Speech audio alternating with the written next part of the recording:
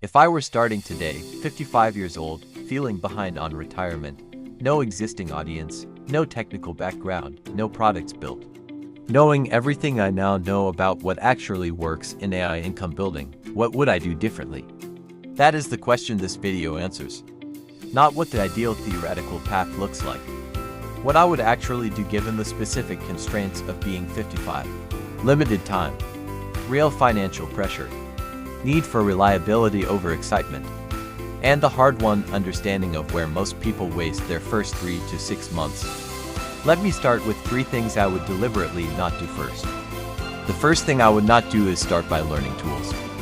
The first 3 to 4 weeks of most people's AI income journey are spent learning tools.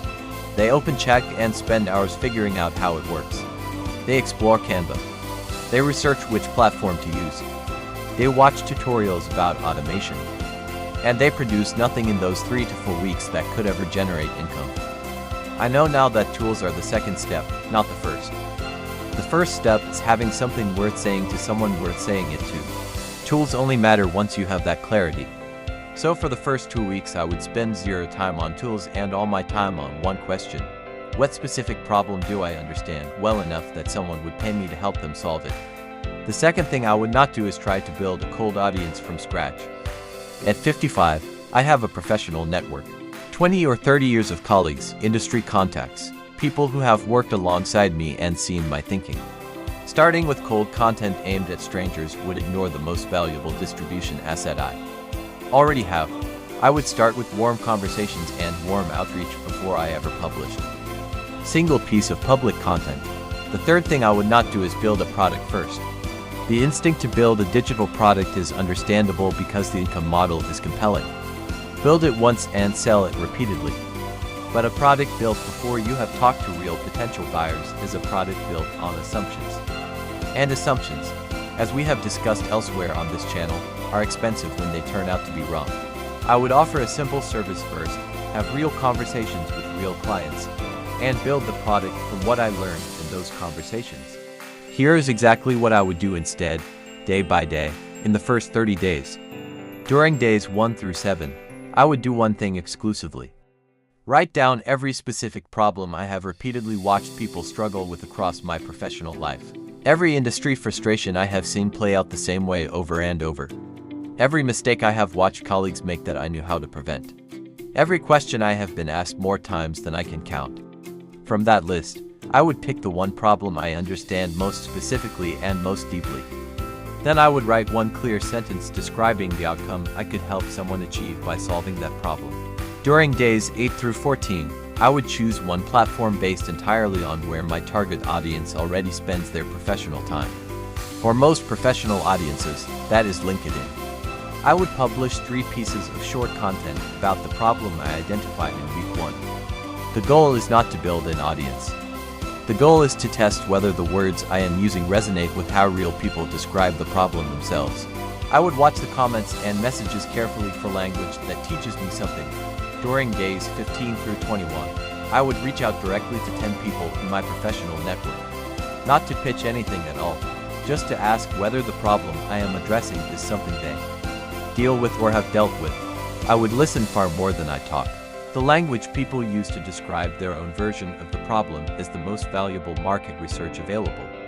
It will improve every piece of content I create afterward. During days 22 through 30, I would use everything I heard in those 10 conversations to refine my problem statement. I would publish 3 more pieces of content using the specific language I learned. And I would offer a simple 30-minute paid consultation to the 3 people from my network who seemed most interested in the problem. Not free. Paid. Even at a modest price like $50. Because free consultations attract curious people. Paid consultations attract people who are genuinely trying to solve the problem. By day 30, I would have 6 pieces of content published, 10 real professional conversations completed, 3 paid consultations offered, and a dramatically clearer understanding of what people actually need versus what I assumed they needed. That is more useful than anything I could have learned from 3 weeks of tool exploration. Months 2 through 6 would follow the same basic rhythm but with increasing specificity and depth. Content published 3 times per week on LinkedIn. Each piece built on insights from real conversations rather than assumptions. A simple service offered consistently to anyone who expressed genuine interest. Every client conversation treated as product research, listening for the patterns that will eventually become the product. A free resource built around the single most common question I kept hearing, distributed to grow the email list alongside the content. No paid digital product until month 4 at the earliest, and only after I had seen clear signals. From content engagement, service conversations, and free resource downloads that people would pay for a structured version of what I was already delivering in service form. The one thing above all else that I would protect is what I call the commitment window. Before I started, I would make a specific decision and write it down somewhere I would see it regularly. The decision is this: I will not evaluate whether this is working for at least 6 months. I will publish consistently. I will have conversations consistently. I will deliver service consistently.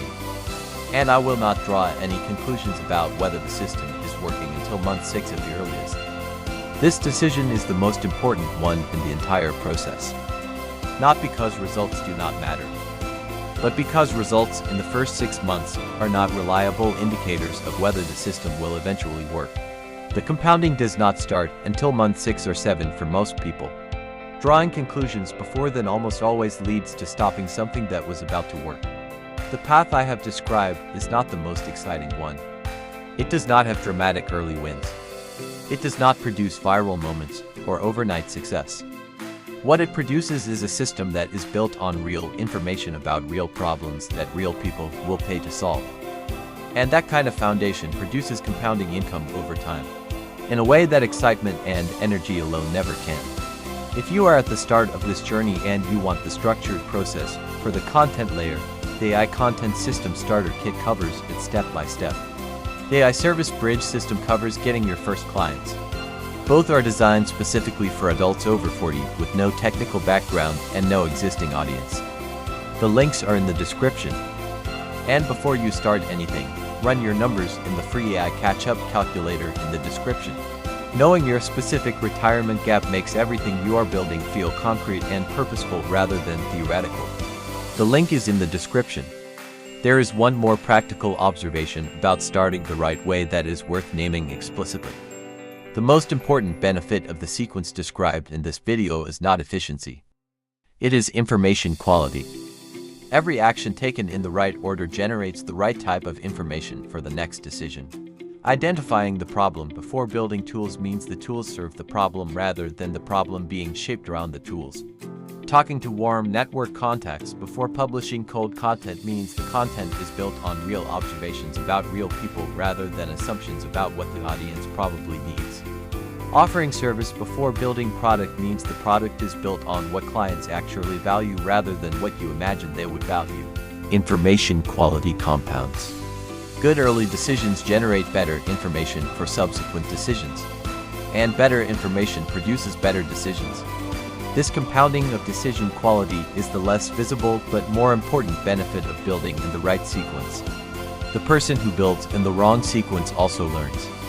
But they learn more slowly, because they are learning from failed products, failed content, and failed service offers, rather than from intentional research and real conversations.